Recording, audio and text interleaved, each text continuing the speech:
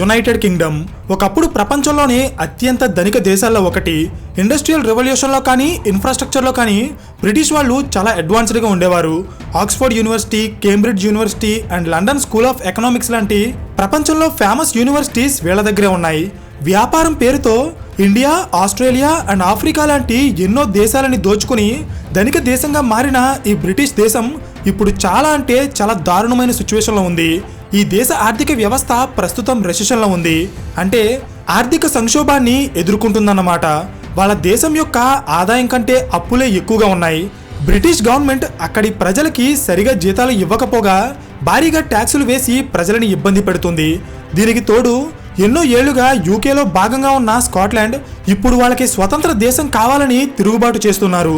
So ఇక్కడ question ఏంటంటే, అసలు బ్రిటన్ యొక్క ఆర్థిక వ్యవస్థ ఎందుకు పతనమైంది?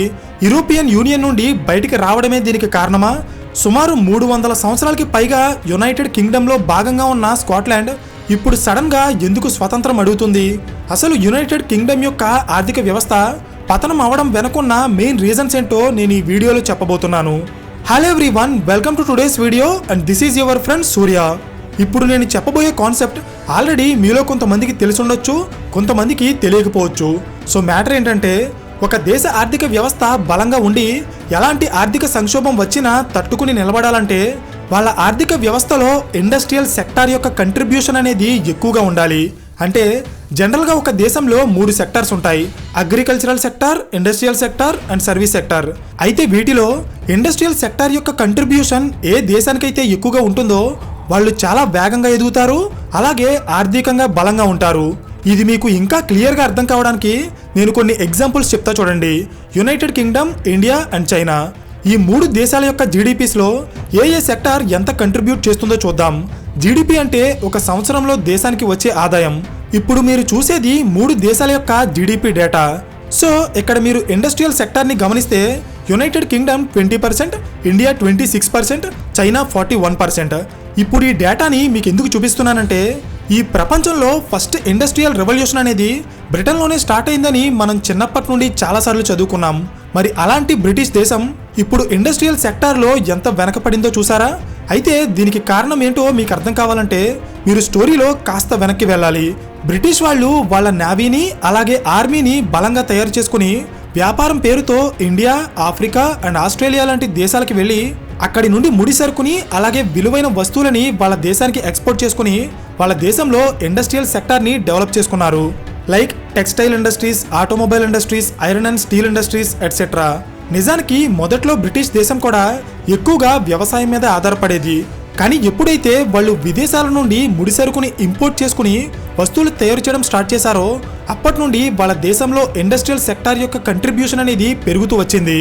అండ్ ఈ ప్రాసెస్లోనే బ్రిటిష్ వాళ్ళు ఎన్నో కంపెనీలని స్థాపించి తక్కువ ధరకే వస్తువులు తయారు చేసి వాటిని విదేశాల్లో ఎక్కువ ధరకి అమ్ముకుని అలా వచ్చిన డబ్బుతో ధనవంతులుగా మారిపోయారు.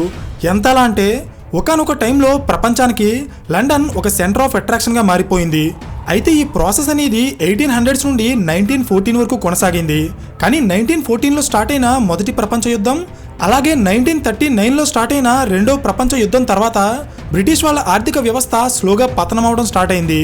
అండ్ ఎగ్జాక్ట్గా ఇదే టైంలో బ్రిటిష్ వాళ్ళ నుండి స్వతంత్రం పొందిన దేశాలు అలాగే పేదరికం నుండి బయటికి వస్తున్న దేశాలు ఇండస్ట్రియల్గా డెవలప్ అవ్వడం స్టార్ట్ అయ్యి యునైటెడ్ కింగ్డమ్కి పోటీ ఇవ్వడం స్టార్ట్ చేశాయి. Like India, Singapore, China, Australia etcetera.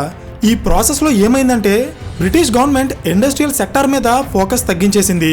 దీనికి నేను కొన్ని ఎగ్జాంపుల్స్ చెప్తా చూడండి. మనకి బాగా తెలిసిన బ్రిటిష్ కంపెనీలు like Bentley, Rolls Royce, Jaguar, Range Rover, Shell and Cadbury లాంటి ఎన్నో ఫేమస్ కంపెనీలు 1950s కంటే ముందే స్థాపించబడ్డాయి. బికాస్ 1950s తర్వాత యూకే ఇండస్ట్రియల్గా చాలా తక్కువ డెవలప్ అయింది. అండ్ సరిగ్గా ఇదే టైంలో బ్రిటిష్ గవర్నమెంట్ వాళ్ళ దేశ భవిష్యత్ని మార్చేసే ఒక నిర్ణయం తీసుకుంది. అదే చేంజ్ ఇన్ ఎకనామిక్ పాలసీ. అంటే 1979లో మార్గరెట్ థాట్చర్ అనే వ్యక్తి బ్రిటన్కి ప్రైమ్ మినిస్టర్గా ఎన్నికయ్యారు. ఆమె పిఎం అయ్యే టైంకి ఆ దేశ ఆర్థిక పరిస్థితి అంతగా బాలేదు. సో ఇది గమనించిన అప్పటి గవర్నమెంట్ ఇండస్ట్రియల్ సెక్టార్లో గ్రోత్ లేదని చెప్పి వాళ్ళ ఎకానమీని ఇండస్ట్రియల్ సెక్టార్ నుండి సర్వీస్ సెక్టార్ మీదకి మళ్లించారు. ఇదే అప్పట్లో బ్రిటిష్ గవర్నమెంట్ తీసుకున్న ఒక పెద్ద డెసిషన్. గవర్నమెంట్ కంపెనీలని ప్రైవేటైజ్ చేసి ఆర్థిక వ్యవస్థని ఎక్కువగా సర్వీస్ సెక్టారే నడిపే విధంగా పాలసీస్ని తీసుకొచ్చారు. దీనివల్ల బ్రిటన్లో ఉన్న మ్యానుఫ్యాక్చరింగ్ అలాగే మైనింగ్ ఇండస్ట్రీస్ వెనకపడిపోయాయి. రోజులు గడిచే కొద్దీ వాళ్ళ ఆర్థిక వ్యవస్థ స్లోగా సర్వీస్ సెక్టార్ ఎకానమీగా మారిపోయింది. ఎంతలా అంటే ప్రెజెంట్ యూకే దేశం యొక్క జీడిపికి సర్వీస్ సెక్టార్ 79% కంట్రిబ్యూట్ చేస్తుంటే industrial sector 20% and agriculture sector కేవలం 0.7% మాత్రమే కంట్రిబ్యూట్ చేస్తున్నాయి. అయితే సర్వీస్ సెక్టార్ మీద ఎక్కువగా ఎప్పుడూ డిపెండ్ అవ్వకూడదు. అలా డిపెండ్ అయితే కలిగే నష్టాలు ఏంటంటే ప్రపంచంలో ఎక్కడ ఏ ప్రాబ్లం వచ్చినా ముందుగా ఎఫెక్ట్ అయ్యేది సర్వీస్ సెక్టారే. ఈ సెక్టార్లో ఉన్న కంపెనీలకి ఉద్యోగులకి స్టెబిలిటీ కానీ సెక్యూరిటీ కానీ పెద్దగా ఉండదు. ఫర్ ఎగ్జాంపుల్ కరోనా వచ్చిన తర్వాత ప్రపంచవ్యాప్తంగా రెసెషన్ వస్తుంది అనే వార్తలు చాలా ఎక్కువగా వినిపించాయి. కానీ నిజంగా అలాగే అఫీషియల్గా రెసెషన్ని అనౌన్స్ చేసిన దేశం మాత్రం యునైటెడ్ కింగ్డమ్. ఇప్పుడు అర్థమైందా సర్వీస్ సెక్టార్ మీద ఎక్కువగా ఎందుకు ఆధారపడకూడదు? నెక్స్ట్, రీసెంట్ టైమ్స్లో ప్రపంచంలో ఉన్న చాలా దేశాలు ఎదుర్కొంటున్న problem demographic challenge. UK, Japan, Germany and Italy లాంటి చాలా దేశాల్లో వర్కింగ్ ఏజ్ పాపులేషన్ అంటే యువ జనాభా తగ్గిపోయి ముసలి వాళ్ళ జనాభా పెరిగిపోతుంది. ఫర్ ఎగ్జాంపుల్ ప్రెజెంట్ యూకే జనాభాలో 20% ముసలి వాళ్లే ఉన్నారు. ఇది 2040 వచ్చేటప్పటికి 25 to 30%కి పెరగబోతుంది. ఇది ఒక దేశ ఆర్థిక వ్యవస్థకి చాలా ప్రమాదకరం.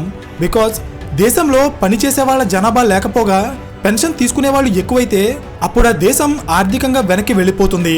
ప్రెజెంట్ యూకేలో ఇదే జరుగుతుంది. ఆ దేశంలో ఉన్న చాలా ఫీల్డ్స్లో పని చేయడానికి వర్కర్స్ లేరు. ఫర్ ఎగ్జాంపుల్ బ్రిటన్లో ఉన్న ట్రాన్స్పోర్ట్ డిపార్ట్మెంట్లో సుమారు 1,00,000 మంది డ్రైవర్స్ కొరత ఉంది. హెల్త్ సెక్టార్లో కొన్ని లక్షల జాబ్స్ ఖాళీగా ఉన్నాయి. ఇండియాలో మనకి ఏమైనా ప్రాబ్లం వస్తే ఏదో ఒక హాస్పిటల్కి వెళ్ళి 5 to 6 అవర్స్లో ట్రీట్మెంట్ తీసుకుని వచ్చేస్తాం. కానీ యూకేలో ఒక డాక్టర్ అపాయింట్మెంట్ కావాలంటే ఒక్కోసారి 10 నుండి 15 రోజులు వెయిట్ చేయాల్సి వస్తుంది.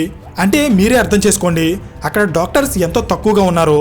కేవలం మెడికల్ ఫీల్డ్లో మాత్రమే కాదు, 2023లో పబ్లిష్ చేసిన డేటా ప్రకారం యూకేలో ఉన్న 10% బిజినెస్లలో కావాల్సిన స్థాయిలో వర్కర్స్ లేరు.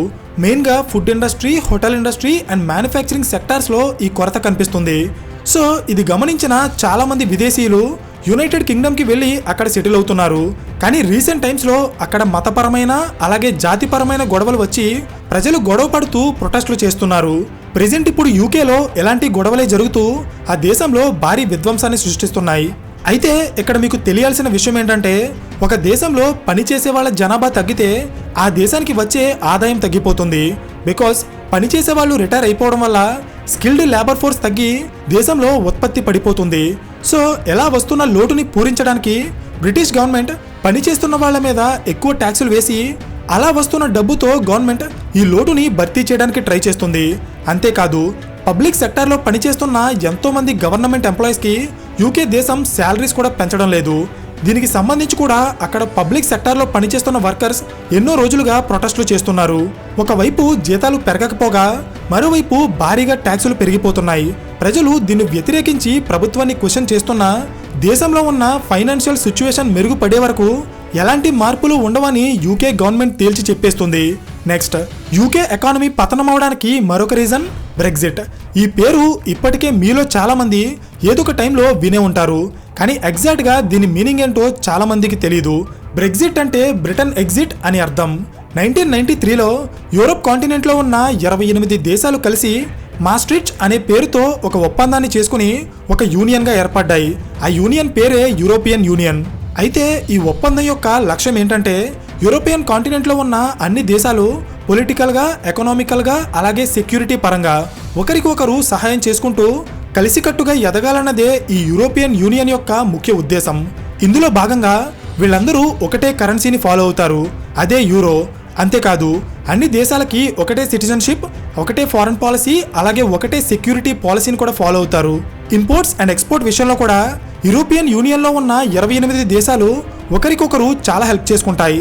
అయితే ఇప్పుడు ఇదంతా ఎందుకు చెప్తున్నానంటే 2016లో యూరోపియన్ యూనియన్లో భాగంగా ఉన్న యునైటెడ్ కింగ్డమ్ అందులోంచి బయటికి వస్తున్నట్టు అనౌన్స్ చేసింది.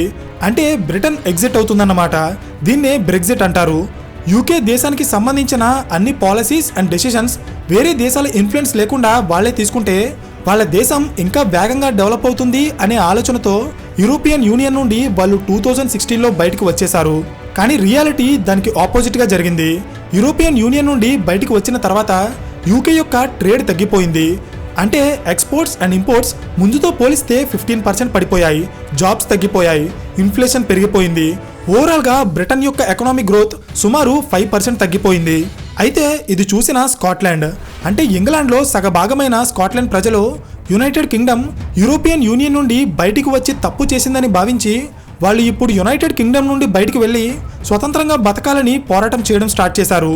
అయితే ఇక్కడ మీకు ఒక విషయం తెలియాలి, యునైటెడ్ కింగ్డమ్ అంటే కేవలం ఇంగ్లాండ్ మాత్రమే కాదు, Scotland, England, Wales and northern Ireland వీటన్నిటిని కలిపి యునైటెడ్ కింగ్డమ్ అంటారు.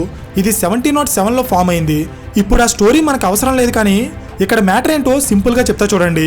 యూరోపియన్ యూనియన్ నుండి యూకే బయటికి వచ్చి ఇండిపెండెంట్గా ఎలా అయితే ఉండాలనుకుందో సేమ్ అలాగే యునైటెడ్ కింగ్డమ్ నుండి ఇప్పుడు స్కాట్లాండ్ బయటికి వచ్చి ఇండిపెండెంట్గా వాళ్ళ దేశ నిర్ణయాలు వాళ్లే తీసుకోవాలని కోరుకుంటున్నారు. లాజిక్ అర్థమైందా? ఫ్యూచర్లో ఇది కూడా జరిగితే బ్రిటిష్ దేశం పరిస్థితి ఇంకా దారుణమైన సిచ్యువేషన్కి వెళ్ళిపోతుంది. ఇప్పటికే ఆ దేశం యొక్క అప్పు వాళ్ళ జీడిపికి సమానంగా ఉంది. ఫర్ ఎగ్జాంపుల్, మన యూకే దేశం యొక్క డెట్ టు జీడిపి రేషియోని గమనిస్తే 101.3% ఉంది. అంటే యూకే దేశం యొక్క ఆదాయం 100 యూరోస్ ఉంటే వాళ్ళ అప్పు 101 యూరోస్ ఉందన్నమాట. బ్రిటన్ ఆర్థిక వ్యవస్థ యొక్క ప్రెజెంట్ సిచ్యువేషన్ ఏంటో అర్థం చేసుకోవడానికి బహుశా ఈ ఒక్క పాయింట్ సరిపోతుంది.